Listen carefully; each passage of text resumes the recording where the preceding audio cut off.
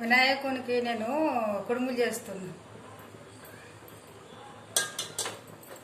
బెల్లము ఆనకం పడుతుంది.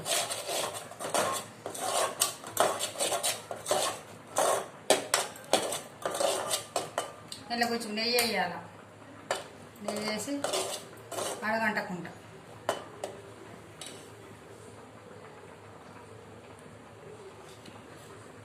మిక్స్ పట్టిన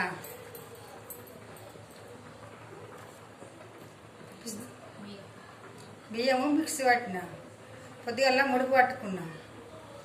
వినాయకునికి ఆకు ఒక్క బియ్యము 3 పిడికిళ్ళ బియ్యము వేసి తమలపాకులు లగ్గపోక పసుపు కుంకుమ వేసి దక్షిణ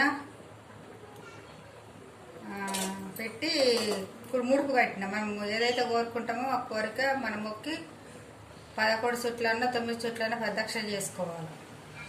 పొద్దున మనం దీపం ముట్టిస్తాం కదా, అప్పుడు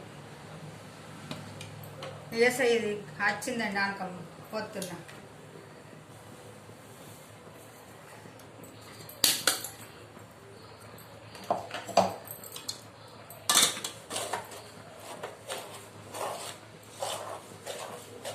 మనము దేనికోసం అయితే మనం మొక్కుకుంటామో అవది ముడుపు కట్టి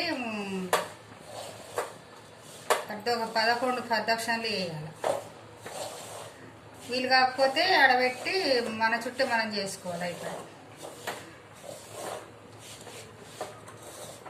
మళ్ళీ రాత్రికి బెల్లం అందులోకెళ్ళి కొన్ని బియ్యం 3 పిడికల బియ్యం తీసి నైవేద్యం వండాలి. ఇవి వండుతుంది ఇక్కడ బెల్లపన్నం. ఈ కడవ బియ్యము కుడుములు చేసుకోవాలి. ఇది మన ఇడ్లీ కుక్కర్ ఉంటుంది కదండి, ఇడ్లీ కుక్కర్ వేసి పెట్టుకోవాలి. అందులో 21 కుడుము వేయాలి.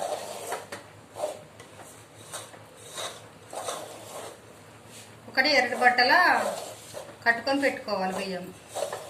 మనం ఎన్ని నెలలు చేస్తామో సంకట చతుర్థి అన్ని రోజులు మనము ముడుపు కట్టుకొని నెలకొక్కసారి వస్తుంది కదా.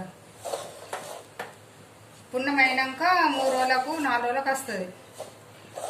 క్యాలెండర్ తెలుస్తుంది చదువుకున్న వాళ్ళకు. నాకైతే చదువు రాదు, కానీ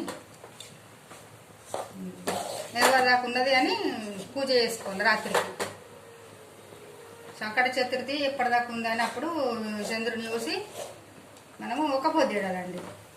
చంద్రుడికి అర్చమిచ్చి పువ్వులు పసుపు కుంకుమ అర్చనిచ్చి నెలవంకం చూసి మనం ఒక పొద్దుడాలి. విడాల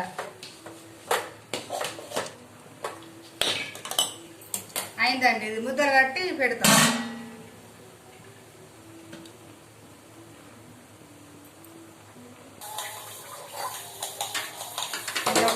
ముందు ఒక గ్లాసులో నీళ్ళు పోస్తున్నా, ఇవి పెడుతున్నా.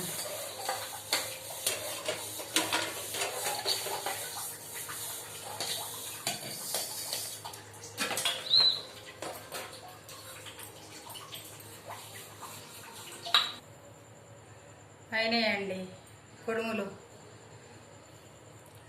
నచ్చిందా అండి? నచ్చితే ఒక లైక్ కొట్టండి, షేర్ చేసుకోండి, సబ్స్క్రైబ్ చేయండి. ఓకేనా ఫ్రెండ్?